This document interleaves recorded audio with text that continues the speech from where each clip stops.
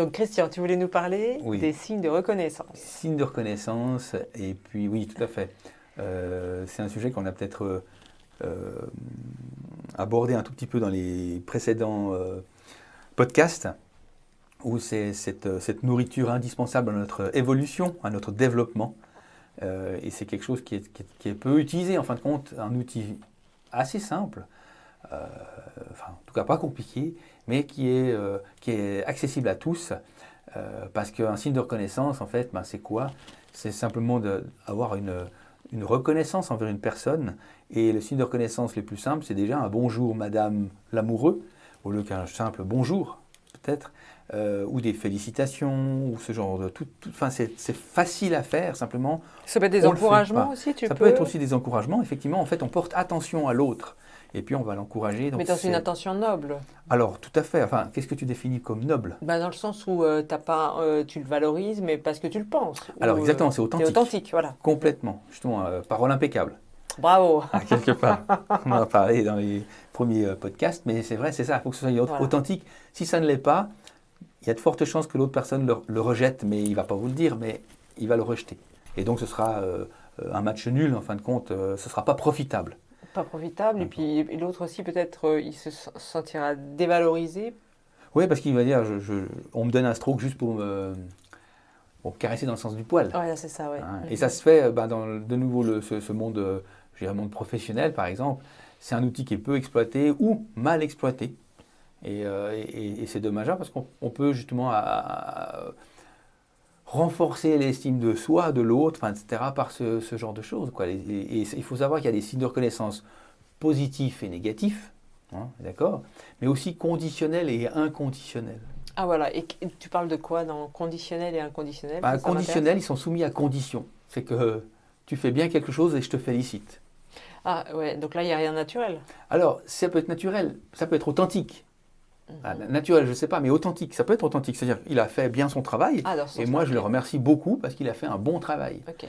Inconditionnel, c'est plus l'amour qu'on porte à un enfant, à sa femme, c'est moins matériel, quelque part. D'accord, mais ils existent, il y a un tableau, il y a 4 positions, et effectivement, il y a le positif et le négatif. Et aussi bizarre que ça puisse paraître, c'est que un signe négatif, un signe de reconnaissance négatif vaut mieux que rien du tout, malgré tout. Et on a une citation de Jean-Paul Heinz, que tout le monde connaît d'ailleurs, c'est mieux vaut être critiqué qu'ignoré. D'accord? Et je pense que ça veut bien dire ce que ça veut dire, c'est qu'on préfère avoir une réprimande qu'on ne nous dise rien du tout. Parce que si vous faites vous-même, si toi Muriel, tu fais quelque chose et personne te dit bravo ou on pourrait faire mieux, quelque chose, c'est déstabilisant. Tu ne sais pas comment te positionner. Et donc, quel que soit le signe de reconnaissance, positif ou négatif, il a quelque chose d'utile parce que ça te permet de te positionner. Je fais juste ou pas. Ouais, ça donne un compas, quoi. Ça donne une direction. Une direction, ouais, c'est ça. Effectivement, ça permet de calibrer. Ça permet de calibrer. Donc ça, c'est plutôt intéressant.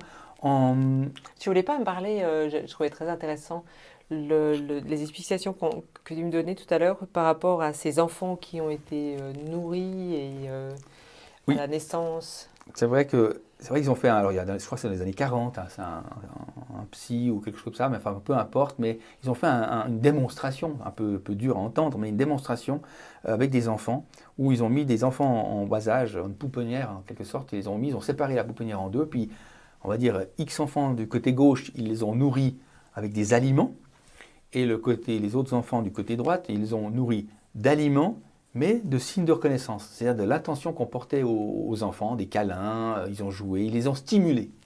Et en fin de compte, ils se sont aperçus qu'au bout d'un certain temps, les enfants qui n'étaient pas reconnus, pas stimulés, ils se laissaient mourir malgré qu'ils étaient alimentés. Donc c'est impressionnant la puissance du signe de reconnaissance, de la stimulation, parce que si on n'est pas reconnu, on pourrait dire qu'on pourrait se laisser mourir. Un adulte ne le ferait pas aujourd'hui. Mais ça pourrait engendrer quand même passablement de troubles si imaginons qu'une personne ne soit jamais de signe de reconnaissance. Ça peut quand même, je ne pense pas que c'est très bon pour la construction. Ça, j'imagine. Mais ça revient, ça me fait penser à ce fameux pot où on cuit du riz. Tu as déjà entendu parler? Oui, C'est-à-dire, tu fais 2 ou 3 pots et tu remplis, c'est le même riz que tu as cuit avec de l'eau. Et puis, sur un des pots, tu mets rien. C'est-à-dire que tu ne notes pas de mots, MOT. Et donc, ça reste la neutralité. Celui de gauche, tu vas y mettre le mot amour. Et puis, celui de droite, tu vas lui mettre un nom euh, qui sera d'oiseau, enfin, un truc pas bien. d'oiseaux pas très sympathiques, donc je tairai le nom. Et puis, donc après, tu vas les mettre au frigo et chaque jour, tu vas les ressortir du frigo et tu vas redire le même nom qui est indiqué sur le pot. Et celui qui est neutre, tu le regardes, mais tu dis rien. Ouais, ok. Et puis du coup, ben, on se rend compte que celui qui a un mot qui est valorisant va rester le plus longtemps dans le frigo sans bouger. Ouais. Ça veut dire qu'il va pas péjorer. Et puis les autres, celui qui est neutre, lui, c'est celui qui va être entre deux et qui va normalement mourir de sa belle mort officielle. Et puis celui où il y a les mots d'oiseau, en tout cas un mot d'oiseau, et que tu répètes chaque fois quand tu vois ce pot, lui, il va devenir très très vite Pourri, pourri. enfin, Ouais, c'est ça. Alors, j'ai jamais testé, franchement, mais je pense être une expérience intéressante. Mais tu fais la même chose avec des plantes, Ouais. tu peux tout essayer. Ouais, Et moi, j'aime bien faire ça. Alors évidemment, mes filles, elles se tirent des balles avec moi, mais ce que j'aime bien, c'est quand tu achètes quelque chose pour toi, un truc qui te fait plaisir. Ça peut être un parfum ou une huile essentielle ou quelque chose qui te fait envie, qui te fait plaisir. Ou ça peut être aussi de l'homéopathie. mhm. Ça peut être... enfin, bref, l'important, c'est que ce soit quelque chose Et quel qui que soit soit l'objet, à ta convenance et qui te plaise. qui te plaise et Ok. dont tu en as envie ou que tu as besoin. Ouais. Et moi, je rajoute toujours le mot amour et puis sur une étiquette, puis je le colle ou je mets des cœurs. D'accord, donc sur Et l'objet même. voilà. Ok. Et du coup, on sent tout de suite le taux vibratoire De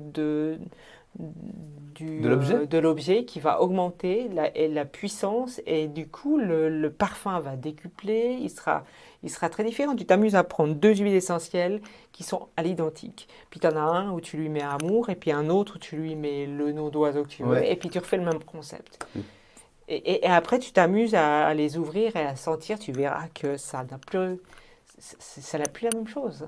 D'accord, donc c'est un impact. Donc voilà. C'est un impact très Alors, très fort. moi je ne connaissais pas cette dimension-là, mais l'être humain est la même chose. Ouais, c'est Si on n'a ça. pas je dirais d'amour, mais de signe de reconnaissance envers un collègue, un collaborateur, enfin peu importe, hein, envers son environnement, bah, ça amène à peu près le même résultat. Mhm. C'est que la collaboration ou autre chose, elle n'est pas, constructive, pas intéressante. Ouais, tu passes à côté, Ouais, quoi, on passe à finalement. côté. Ouais. Ouais. Mais bah, ça se nourrit. Ouais. Enfin, c'est ce qui nous permet, quand on échange, même si on n'est pas d'accord, on échange des propos où on est diamétralement opposés, s'il y a le respect et autre chose, enfin, c'est quand même, on reconnaît la personne dans son avis. On n'est pas d'accord avec, mais on la reconnaît. Et puis moi, je trouve ça riche, Et puis on j'aime lui dit beaucoup. non, puis l'autre, ça va commencer Exact. commencer à À travailler. ouvrir, ouais, Dire, ouais. ah ouais, ok, mais je n'ai pas vu ça comme ça. Enfin bref, voilà. Ouais. Mais il faut être bien aligné, enfin, être bien authentique. Voilà, et pas être dans le pouvoir. Voilà, ah bah ça alors oui, ça c'est sûr, sinon ça influe un peu le tout. Exact. Mais de nouveau, ceci influe cela, c'est-à-dire qu'en fonction de l'enjeu, si plus l'enjeu est important, évidemment, plus nos travers personnels vont ressortir. Ouais, à ce Donc ça moment-là, c'est ouais. sûr que c'est ainsi, c'est comme ça.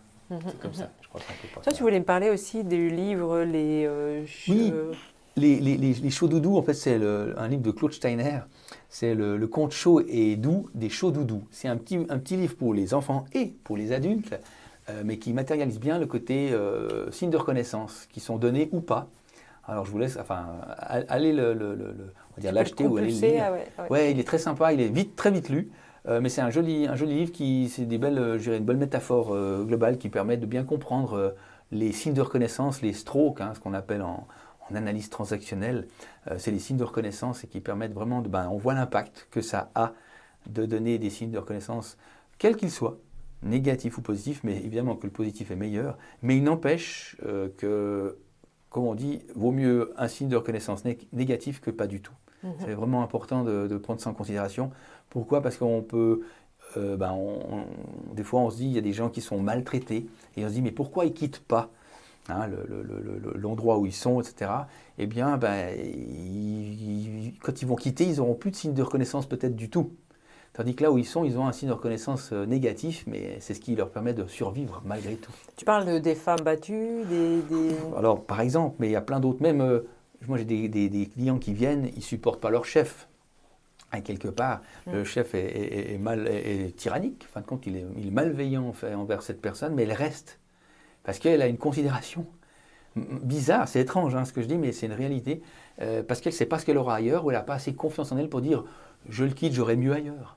Et donc, elle préfère cette situation. Alors, en général, si c'est des personnes qui se font aider, qui se font coacher ou autre chose, se font accompagner, à un moment donné, elles prennent conscience que c'est pas sain pour elles. Mais il n'empêche qu'il y a un petit processus avant où elles doivent le faire presque toutes seules pour se rendre compte que c'est pas bon. Mais ça dépend de l'éducation. Si on est éduqué toute sa vie avec des mots pas très sympathiques, tais-toi et marche, je résume, oui. Mais fais pas ci, fais pas ça, mais c'est comme ça, et puis t'as pas le droit de réfléchir, t'as pas le droit de parler, t'as pas le droit d'exister, on reporte ça un peu plus loin, dans le monde professionnel, dans les relationnels, on va proposer, on aura le même comportement. Ouais, c'est juste, effectivement. Et c'est comme ça, mais je dis pas que c'est bien ou c'est mal, c'est juste pas agréable, je pense, à vivre. Et c'est surtout pas développant pour l'évolution de son être et de l'être humain. Ouais, non, c'est clair. Et puis, donc, par exemple, si on met... tu dis que normalement, dans la signe de reconnaissance, il vaut mieux être... que ce soit négatif ou positif, il faut un signe de reconnaissance. Qu'en est-il de la personne qui, finalement, n'a toujours pas de signe de reconnaissance toute sa vie? Quel est le comportement qu'elle va avoir? Bon, je pense qu'elle en aura quand même, mais effectivement, peut-être qu'elle ne les prendra pas ou elle ne les comprendra pas. Par contre, je pense qu'on a tous besoin... C'est une bonne question, quelque part, parce que je me dis que si on n'a pas de base de référence pour évoluer, pour changer, ouais. On est dans un flou artistique. Vous voyez, le sol est mou, en quelque sorte. C'est grâce au sol qui est dur qu'on monte, puis on arrive à progresser par comparaison aux choses. Et là, je me dis que s'il n'y a pas du tout de signe de reconnaissance, on peut peut-être développer des pathologies. Ça, je ne suis pas tout bible, mais je me dis qu'on doit pouvoir développer des choses. C'est une sorte de trauma, en fin de compte. Ou bien on vient complètement introverti, dans le sens où on n'ose plus communiquer avec quiconque, on s'enferme. Mais on vient sans doute un peu dépressif. Je pense, c'est mon hypothèse, j'en sais rien, je ne suis pas un spécialiste là-dedans. Mais je verrais ça comme ça par rapport à ce que je prends dans l'opposition. Un signe de reconnaissance est fait pour construire. Si on n'en a pas du tout, on ne se construit pas. Mais est-ce que ça peut aussi développer des formes de frustration? Est-ce que cette personne, elle peut être toujours en attente de quelque chose finalement, et puis être toujours dans l'attente? Tu ne peux jamais les combler, ces attentes, parce que quoi qu'il se passe dans la journée, rien ne sera assez bien, ouais. Exactement. Oui, je pense qu'une personne qui a peut-être, c'est une hypothèse aussi, là, je dis, si la personne n'a jamais eu de signe de reconnaissance, comment elle va être capable d'en donner? Ouais, c'est ça. C'est-à-dire que derrière, si je prends le cas d'un manager, je ne suis pas sûr qu'il soit capable, s'il n'en a jamais reçu, il sera capable d'en donner. Parce qu'il n'aura jamais ressenti le bien fondé ou le bienfait de la chose. Donc, et du coup, on perpétue une mauvaise manière de faire. Je pense que c'est sûr que c'est malsain. Après, il faut avoir cette conscience de se remettre en question pour dire est-ce que ce que je fais est bien? Oui, non, comment, pourquoi, etc. Mais ça, c'est difficile de le faire seul, j'y crois pas, personnellement. Vraiment, tu ne crois pas?